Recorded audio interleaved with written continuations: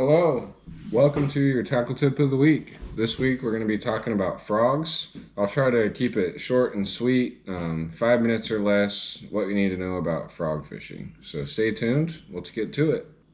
This week it's all about frogs. Not the ones you eat, but the ones fish eat. So we'll talk about rod, reel, and line first and foremost, like every tackle tip video. This is just my personal preference, okay? There is no gospel for frogging, okay? And that goes with everything in fishing. Something works for a pro, something works for a YouTuber, something works for me.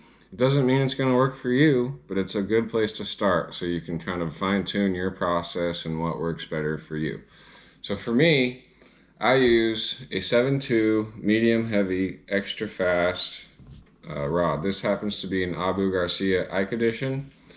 A lot of guys will use a heavy rod, just not for me. I prefer medium heavy. It gets them out just fine. I've never lost a fish in the grass from not having enough power on my rod. So I think it works. As far as reel, fastest reel you got, bait casting reel for sure. I use a Bass Pro Shops Johnny Morris Signature Series reel. This one's in a 7.5-1. If I had an 8.5-1, I would throw that. Just whatever reel you got that's fast and that works well. So use that. Line, I would say at least 50-pound test braid. I'm running 65-pound test braid, but I actually like running 50 a little bit better depending on the situation. The thicker the cover, the heavier the line.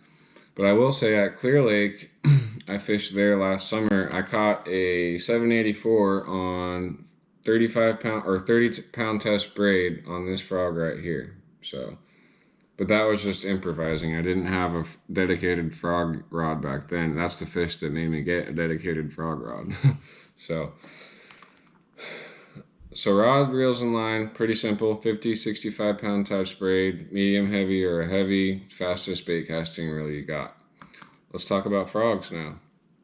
There's 4 types of frogs that I think everybody should have. We'll start with the most common. That's your walking frog. If you watched my frog video from yesterday, you'll know that this is the frog that I was catching them on. This is a live target. Can't remember the exact name of it, but it's a really small profile. I think they can slurp it a lot easier. I think you get more hookups with it. Second type of frog is a poppin' frog. So this is a river to sea spit and wah.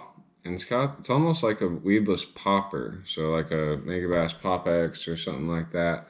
It's got this cupped lip, so when you jerk it, it goes bloop, bloop, bloop, bloop, and the fish cannot stand it. It gets their attention, they'll come smash it. I'll throw the popping style frog when I'm not around as much cover, or if I'm fishing isolated patches of cover. Kind of better for open water. The weeds kind of will snag on the lips here if you try to throw it on mats and slime and all that. So majority of the time I'm throwing a walking frog. For open water and I can see fish blowing up, I'll switch to the popping frog. And then, so that's the 2 basic types of frogs, and we'll go to 2 different frogs. This is, believe it or not, a lunker hunt prop frog, and this actually has feet that spin and buzz while you're reeling it in. It's almost like a whopper plopper. I would consider it a weedless whopper plopper. The hookup ratio is not as good, but it has this trailer hook to kind of help with that, which I like. So try that. This one you just reel and burn as fast as you can. So you're trying to get fish that are chasing bait. They're moving quick already, feeding. This will just get their attention. Another style of frog is a soft plastic frog, which actually comes in a package like any other worm or something. This is a Zoom horny toad. And I'll use this when I'm trying to cover a lot of water. So instead of fishing a frog and kind of just methodically walking it through cover, I'll tie this on, I'll bomb it out there, just burn it back. Bomb it out there, burn it back. As fast as you can get it back, you're covering water. If you get a blow up in one area, you can then switch to a walking frog or a popping frog and kind of slow down in that area. But this is the best way to cover a lot of water with a frog. So pretty simple. As far as a hook for those soft plastic frogs, Owner makes a toad hook. Absolutely nasty. Same style as a normal frog hook. It's got a screw lock on it right here, so you can screw the nose of your horny toad or whichever soft plastic frog you like into that, and it just works well. It also makes it stand up straight. I have a big problem on these. If I'm using a single hook, they like to twist and they don't like to stay level in the water. This hook completely does that. If you set it down right here, it doesn't even fall over. So, awesome frog. I think that's pretty much it. There's several other styles of frogs. Color, I think, is least relevant with the frog than it is with any other bait. So I keep it simple. I throw black, white, or green, or natural. So this is the one that caught the big one. I cut the tails on this because the fish that I was fishing for were short striking it like every single time. As soon as I chopped the tails off, I kept hooking them. So, and then if you notice on this one, you can see one of the feet is shorter than the other one.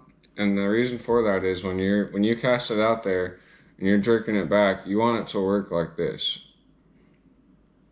Back and forth, like walking your dog.